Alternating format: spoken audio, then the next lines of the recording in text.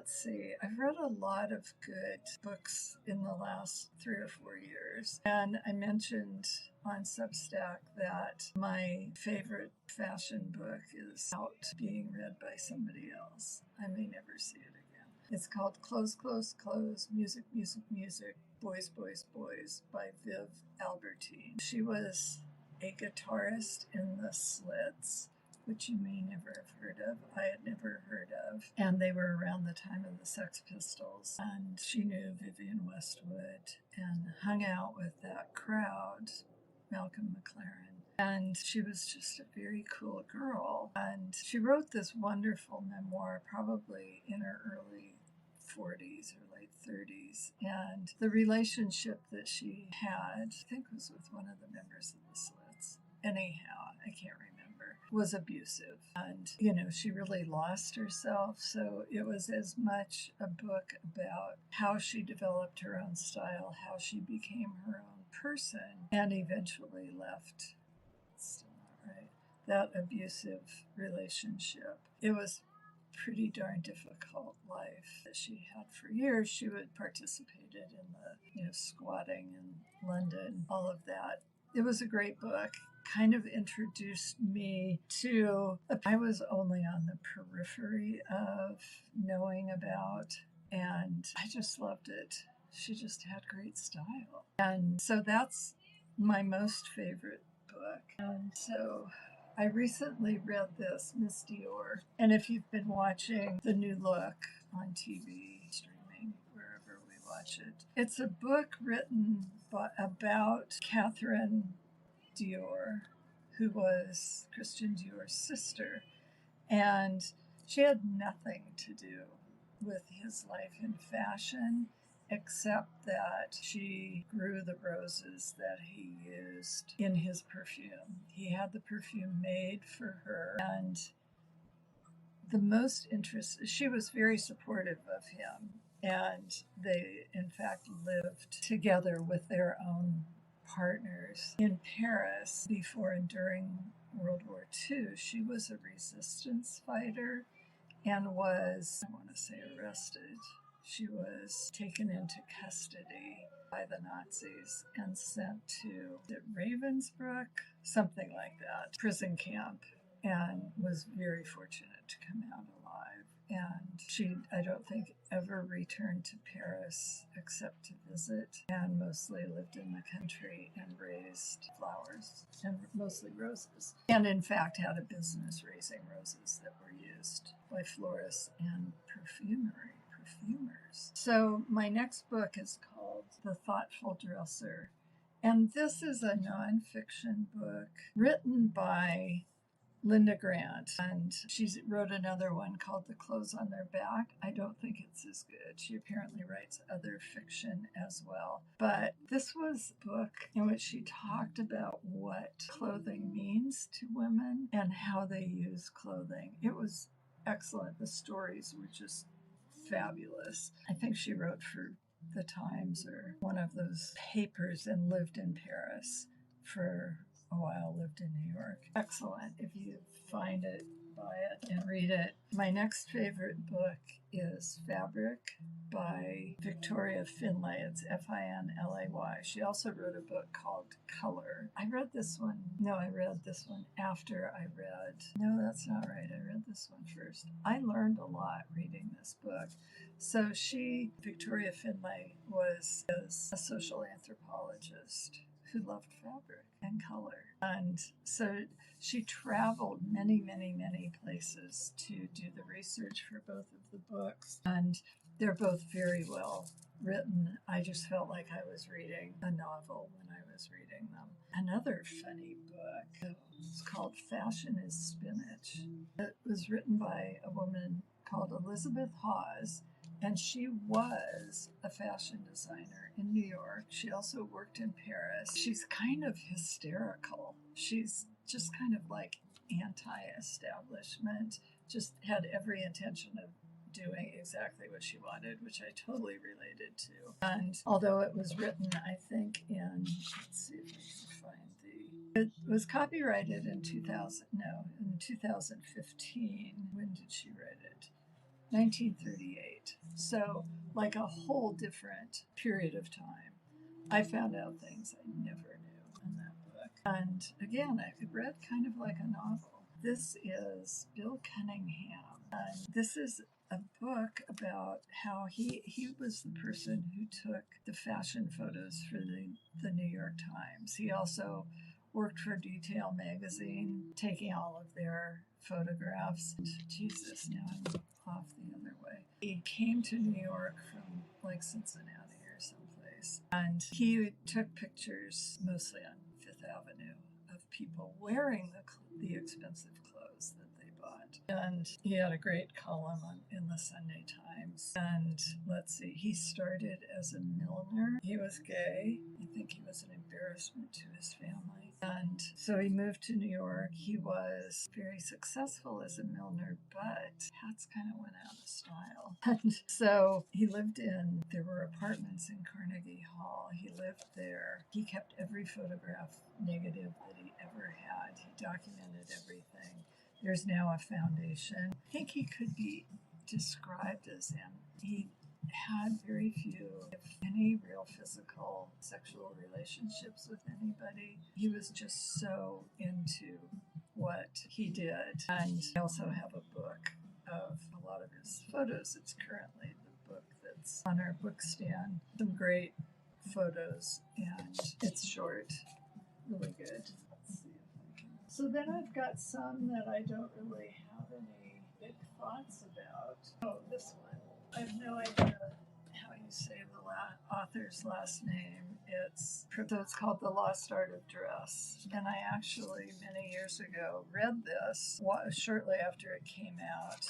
It came out in 2014. I read it on my Nook because I was doing physical therapy, and it was so boring. I had to be able to do something else. It was for my ankle or for my heels, and so I could hold Iris. Good to see you. I could hold my Nook while I was doing all these leg exercises, and I read the whole book, and then went out and bought a hard copy because I hadn't been able to look at any of the photographs or drawings. So there's things like that. So this is about, let's say, fashion in the US from like the 30s to the 60s. I've got my door open. Let me close this, which is making my other door go in and out. And I put a bag in front of it, but it wasn't a really heavy bag. So then I've got a book called Butts, which I bought, and I was really dubious, but it was really well written. So here's Color by Victoria Finlay. I think I read this right before we went to Australia. So here is Butts, and it was really good. I learned so much about kind of the physiology of butts and all the emotional baggage. I have a page marked. Let's see. Oh, it was about how butts are basically fat storage for women because they couldn't eat enough to support growing a fetus and nursing. So I marked that because I thought, what else did I? It was such a good book. And of course, we have what we think of as our view of butts right now, but it's changed over time and continues to change. I remember my hairdresser and I being horrified that one of her daughters was actually trying to make her butt bigger because of Kim Kardashian. I still, whenever I see her daughter, think, oh, girl, you're going to regret that someday. But that's just me. Here's a book called To Die For by Alden Wicker, who is a woman and is a journalist. And I can't remember who paid her to do this research, but it was so good. I learned so much that I didn't know about dyes in the clothing business and how dangerous they are. So, and all the problems that they cause. Again, had really good stories. I think she wrote it for Harper's or something like that. Or maybe it was Vogue. And so she told really great stories and made it very accessible. So those are kind of my fiction and nonfiction. I guess that's all fiction, all nonfiction. So I'm going to go over here. So I bought this a few years ago just because I had to have it. And the details are just things that we don't see anymore. It's called Vintage Details. And I haven't even broken the spine on it yet. But I will look through books like this frequently to just get inspiration. I don't really copy things, but I'm always looking for how people did things. And so I find something like that really inspiring. I have this one that I actually was in a mastermind group through Craft Industry Alliance with the gal who wrote this. And her name is Ellen Miller. Miller because there are, I imagine, many Millers. So she actually did all of the research and then perfected the methodology for doing these designer techniques. And it's just incredible. Every time I look at it, it makes me want to sew again. So here is something for piping a curve. And I've done many of these things, but not any of the fancy surface embellishment. And as you may or may not know, I started at the sewing machine. So there's just lots of fun things, but I bought it because I liked her. And if you're interested in that sort of thing, look online because she was putting together some classes. So I want to tell you about great knitting books that I have, but I'm not a big fan. I have some books on fit, some of them knitting specific, but trust me, they're not very deep. This is a textbook that I bought, post being in school, but it's pattern making and design for stretch fabrics, and it's all cut and sew, but it's got some good information in it. I think Kate Adderley's How to Write a Pattern book is good. This is literally the only book that's available on how to do grading. Here's a fun book if you ever find a used copy. It's really great. It gives you like how you do all the different sorts of shaping. It was written in the 80s, I think. So it's very dated. I can actually look. And I got this book. It got it as a used book. Yeah, it was 1984. It smelled like mildew, which is a smell I cannot bear, and so it had to live like in our basement until I could get rid of the smell. But now it lives in my office. Here's a book called Knit to Fit by what's her name? Ida Riley Duncan. I do not agree with a lot of what she says. She's very opinionated, but I've kept the book, so maybe I like that she's and then I've got the Fleece and Fiber source book, which was written by Deb Robson. And if you just want to know a lot of things about different wools, it's a great book. So Mitch and I support local bookstores in a big way. And I buy things for my nook, and like the book on breasts, which was excellent. I have it on my nook, and I can, I forget what I've read. So, and I was too lazy to turn on my nook to find out. So let's see, what do I have? Oh, I've got a couple of interesting. Sorry, I should have done this beforehand, but that's just not. So I went to vocational school in the early 80s at our local community college, which is like a mile from where we are. I guess this is the front cover of this book. It's Japanese. My pattern making teacher was Japanese descent. She was a second generation. So, obviously I don't read Japanese, but I read numbers, and there are these funky drawings and some good schematics. And I learned so much pattern making from this book. So this one was collars and necklines. Yeah. And then this one was sleeves. Everything I know about sleeves comes from this book. Don't ask me why, just a few illustrations and pattern pieces, and it all came together for me. No idea what it says. That's what a page is. This is something else. But I've spent many hours poring over that one.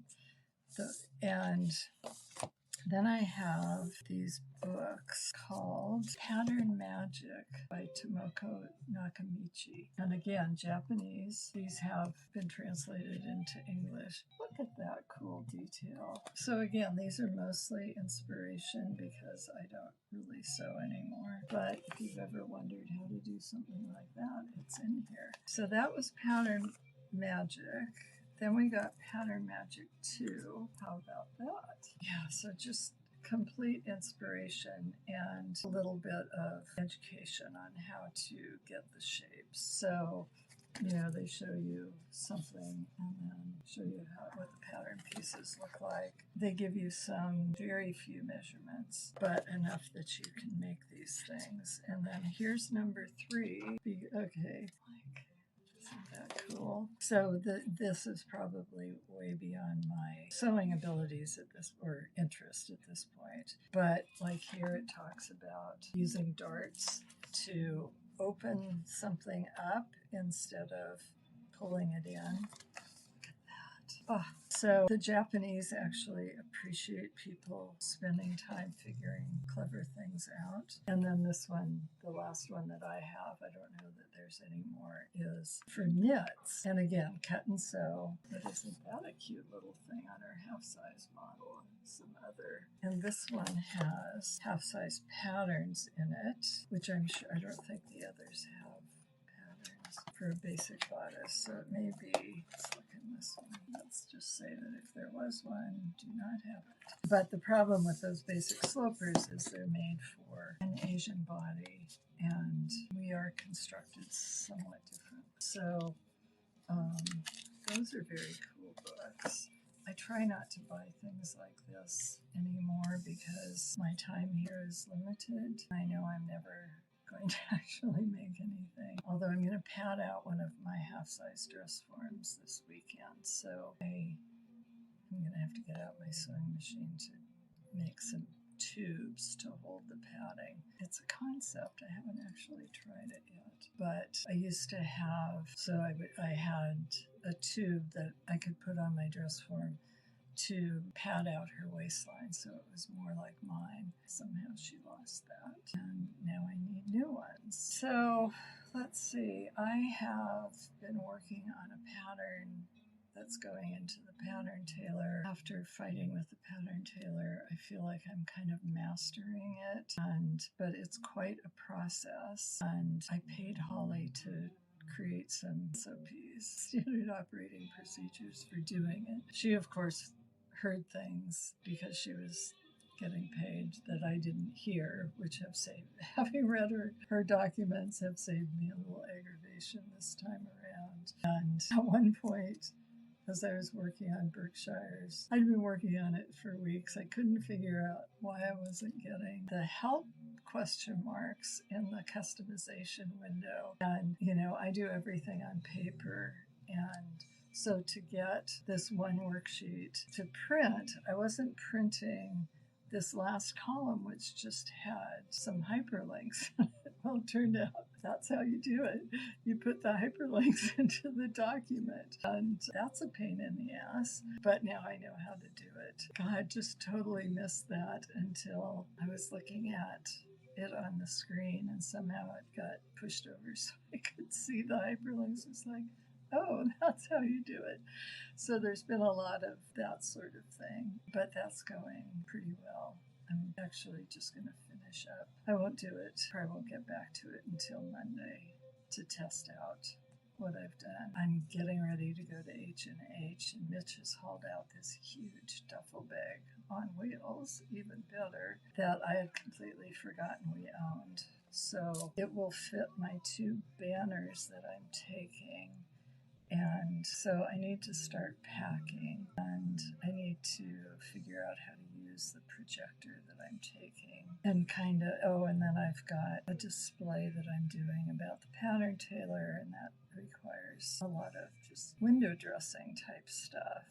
Yeah, I took a class on window dressing when I was in college, in design school. It was part of, I think it was an elective for my degree, and it was called fashion merchandising. And so that was part of the class, was creating display windows, which I found quite fun and kind of uses all the flotsam and jetsam that I love. And so I'm kind of re-exercising that muscle, which I haven't used in forever. So my booth is small, thank God, and I get there on Tuesday evening or late afternoon, and I have to have it done by Tuesday evening, or I have to have it done at the beginning of the show. I may have to miss the keynote address on that first day because I may have to do the finishing touches on my booth. But I figure if I have everything ready, it won't take too long to put it all up. And I've been doing my swatches. I just, from the H&H book that I unboxed, and I have finished wet blocking the last 4 and got totally sick of sock yarn. Like sock yarn, which I guess tells you a lot about what people knit. Yeah, more sock yarn. So I have been posting pictures on Substack every day, and I will continue to do that. And then after I get back from H&H, I will post the blocked photos with the unblocked photos so you can see the difference. And if I feel like it, I'll give you gauge numbers, but I have a feeling I'm not going to feel like it, unless, of course, I get some yarn from somebody. So it's 2. I know myself, and if I do not put these books back right now, I will be tripping over them when I get back from H&H. And I don't want to do that. There goes that guy in his swim trunks and his hat. They probably aren't swim trunks, but that's what they look like. And that's it. My begonias have been planted. We got out to the nursery a little earlier this year. Mitch was impatient to get them, and he stuck a trip to our car got scraped, and we need to get it repainted, so we stopped at the body shop.